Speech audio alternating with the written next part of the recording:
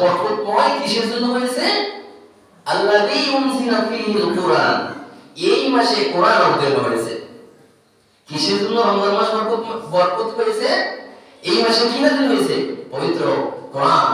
যে কোরআন না হলে আমরা দুনিয়াতে বাঁচতে পারতাম না। যে কোরআন না হলে একটা ছেলে এবং বাপ তাদের মধ্যে পার্থক্য কি? এবং যে কোরআন যদি না হতো তাহলে বিয়ে করবো আমরা কাকে বিয়ে করব, কোন ভাবে করব, নামাজ আদায় করব কেমনে করব, কোন সময় করব, রোজা আদায় করব কোন সময় করব, এই সব কিছু আল্লাহ পাক এখানে নির্দিষ্ট করে দিয়েছেন।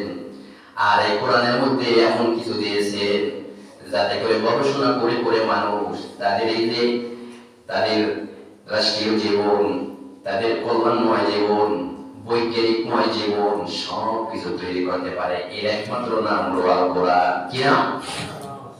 আল কোরআন।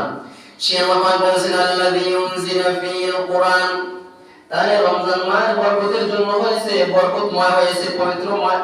এই কোরআন নাযিল হয়েছে সেই জন্য। এবারে আসেন কোরআন নাযিল হয়েছে কাদের জন্য এটা শুনেন। আল্লাযী উনজিলা ফীহিল কুরআন হুদাল